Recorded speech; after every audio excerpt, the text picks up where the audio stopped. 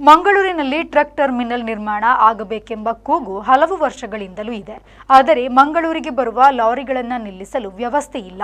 ಶೀಘ್ರದಲ್ಲಿ ಮಂಗಳೂರಿನಲ್ಲಿ truck terminal ನಿರ್ಮಿಸಬೇಕೆಂದು Dakshina Kannada ಜಿಲ್ಲಾ ಟ್ರಕ್ ಮಾಲಕರ ಸಂಘ ಆಗ್ರಹಿಸಿದೆ. ಮಂಗಳೂರಿಗೆ ಬರುವ ಲಾರಿ ಟ್ರಕ್ಗಳು ಸರಕುಗಳನ್ನು ಖಾಲಿ ಮಾಡಿದ ಬಳಿಕ ಮುಂದಿನ ಲೋಡ್ಗಾಗಿ ಕಾಯಬೇಕಾಗುತ್ತದೆ. ಲಾರಿ ಟ್ಯಾಂಕರ್ಗಳಿಗೆ ಗ್ಯಾಸ್, ಪೆಟ್ರೋಲ್, ಡೀಸೆಲ್ ತುಂಬಿಸಲು ಸಮಯವೂ ಬೇಕಾಗುತ್ತದೆ.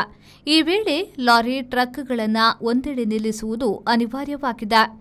ಕೆಲವೊಮ್ಮೆ 4-5 ದಿನಗಳ ಕಾಲ ಲೋಡ್ಗಾಗಿ ಲಾರಿ ಟ್ರಕ್ಗಳು ಕಾಯಬೇಕಾಗುತ್ತವೆ. ಆದರೆ ಮಂಗಳೂರು ನಗರ ಅಥವಾ ಹೊರವಲಯದಲ್ಲಿ ಸುಸಜ್ಜಿತ ಪಾರ್ಕಿಂಗ್ ವ್ಯವಸ್ಥೆ ಇಲ್ಲದ ಕಾರಣ ರಸ್ತೆ ಬದಿಗಳಲ್ಲಿ ಪಾರ್ಕಿಂಗ್ ಮಾಡಲಾಗುತ್ತಿದೆ.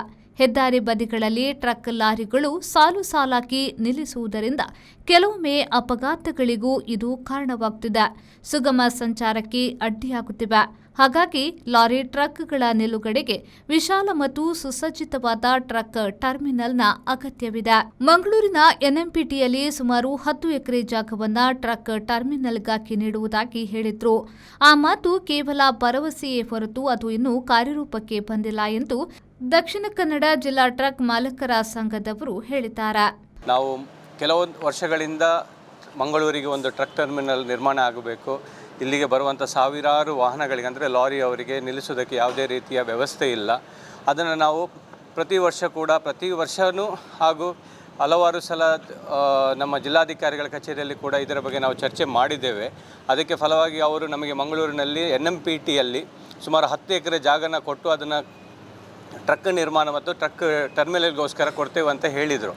ಆ ಮಾತು ಇವತ್ತುವರೆಗೂ ಕೇವಲ ಒಂದು ಭರವಸೆ ಆಗಿದೆ ಹೊರತು ಯಾವುದೇ ರೀತಿಯಲ್ಲಿ ಅದು ನಮಗೆ ಅದು ಸಿಕ್ಕಿಲ್ಲ, ಅದು ದೊರಕಿಲ್ಲ. ಮತ್ತು ಇವತ್ತು ಏನಾಗಿದೆ ಅಂತ ಹೇಳಿದರೆ, ಇವತ್ತು ಮಂಗಳೂರಿನಲ್ಲಿ NMPTಯಲ್ಲಿ ಇರುವಂಥ ಸುಮಾರು 5 ಎಕರೆಯಷ್ಟು ಜಾಗನ ಕಾಂಕ್ರೀಟೀಕರಣ ಮಾಡಿದ್ದು, ಆ ಕಾಂಕ್ರೀಟೀಕರಣ ಮಾಡಿದ ನಂತರ ಅದನ್ನು ದಕ್ಷಿಣ ಕನ್ನಡ ಟ್ರಕ್ ಮಾಲಕರ ಸಂಘದವರಿಗೆ ಅದನ್ನು ಕೊಡ್ತೇವೆ, ಅದನ್ನು ನೀವು ಕಾರ್ಯನಿರ್ವಹಣೆ ಮಾಡಬೇಕಂತ ಹೇಳಿ ಇವತ್ತು ಅದನ್ನು ಒಂದು ಪ್ರೈವೇಟ್ ಕಂಪನಿಗೆ ಟೆಂಡರ್ ಮಾಡಿ ಅದನ್ನು ಅಲ್ಲಿಗೆ ಬರುವಂಥ ಲೋಡಿಂಗಿಗೆ ಬರುವಂಥ ಈ ಲಾರಿಯವರಿಗೆ ಇವರು 12 ಗಂಟೆಗೆ 100 ರೂಪಾಯಿ ಹಾಗೂ 24 ಗಂಟೆಗೆ 200 ರೂಪಾಯಿಯನ್ನು ಚಾರ್ಜ್ ಮಾಡಿ ಜೊತೆಯಲ್ಲಿ ಅದಕ್ಕೆ 18% GST ಕೊಡ್ತಾ ಇದ್ದಾರೆ.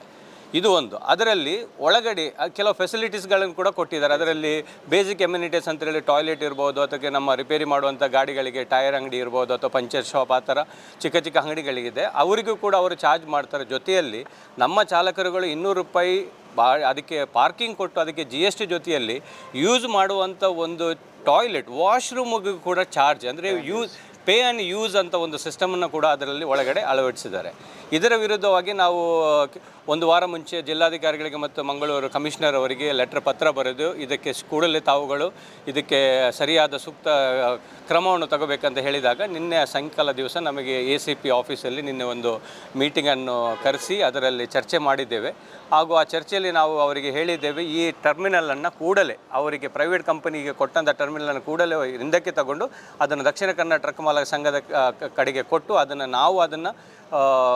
ನಡೆಸುವ ಥರ ನಮಗೆ ನೀವು ಮಾಡಿಕೊಡ್ಬೇಕಂತ ಹೇಳಿದ್ದೇವೆ. ಹಾಗೂ ಜೊತೆಯಲ್ಲಿ ಮಂಗಳೂರಿನಲ್ಲಿ ತುಂಬ ರೀತಿಯ ಸಮಸ್ಯೆ, ಅಂದರೆ ಟ್ರಾಫಿಕ್ ಸಮಸ್ಯೆ ತುಂಬ ಆಗಿದೆ. ಇದಕ್ಕೆ ಮುಖ್ಯ ಕಾರಣ ನಮ್ಮ ಟ್ರಕ್ಗಳಿಂದಲೇ ಅಂತ ಹೇಳಲು ನಾನು ಇಷ್ಟಪಡ್ತಾ ಇದ್ದೀನಿ. ಯಾಕಂತೇಳಿದರೆ ನಾವು ಇದಕ್ಕಿಂತ ಮುಂಚೆ ಕೂಡ ಪ್ರತಿ ವರ್ಷ NMPT ಅವರಿಗೆ ಹಾಗೂ GSW ಅವರಿಗೆ ನಾವು ಹೇಳ್ತಾನೆ ಇದ್ದೇವೆ, ನಮಗೆ ಈ ಮಂಗಳೂರು ಪೋರ್ಟಿನಲ್ಲಿ 24 ಗಂಟೆಗಳ ಕಾಲ ಕಾರ್ಯಾಚರಣೆಗೆ ಲೋಡಿಂಗನ್ನು ಕೊಡಬೇಕಂತ ಹೇಳಿದರೂ ಕೂಡ ಇವರುಗಳು ಕೇವಲ ಬೆಳಿಗ್ಗೆ 6ರಿಂದ ಸಾಯಂಕಾಲದ 4 ಗಂಟೆಗಳ ಕಾಲ ಮಾತ್ರ ನಮ್ಮ ವಾಹನಗಳನ್ನು ಅಥವಾ ಟ್ರಕ್ಗಳನ್ನು ಒಳಗಡೆ ಕಳಿಸಿ ಲೋಡ್ ಮಾಡುವಂಥ ಕಾರ್ಯ ಮಾಡ್ತಾ ಇದ್ದಾರೆ.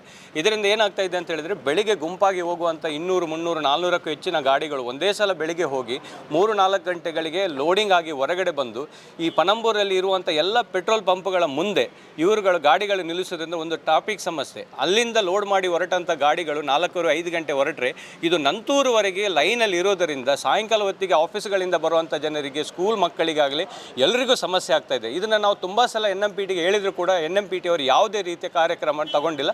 ಇದನ್ನು ನಾವು ನಿನ್ನೆ ನಮ್ಮ ಚರ್ಚೆಯಲ್ಲಿ ಸಭೆಯಲ್ಲಿ ನಾವು ಹೇಳಿದಾಗ ACP ಅವರು ಹೇಳಿದರು, ಖಂಡಿತವಾಗಿ ಇದರ ಬಗ್ಗೆ ನಾವು ಗಮನ ಹರಿಸ್ತೇವೆ, ಇದನ್ನು ಕೂಡಲೇ ಜಿಲ್ಲಾಧಿಕಾರಿಗೆ ಹೇಳಿ ಅದಕ್ಕೆ ಸರಿಯಾದ ರೀತಿಯ ಕ್ರಮವನ್ನು ಮಾಡ್ತೇನೆ ಅಂತ ನಮಗೆ ಭರವಸೆ ಕೊಟ್ಟಿದ್ದಾರೆ. ಮಂಗಳೂರು ಬಂದರಿನ KK ಗೇಟ್ ಬಳಿ ಇರುವ ಪಾರ್ಕಿಂಗ್ NMPT ಖಾಸಗಿ ಸಂಸ್ಥೆಗೆ ಗುತ್ತಿಗೆ ನೀಡಿರುವುದನ್ನು ನಾವು ವಿರೋಧಿಸುತ್ತೇವೆ.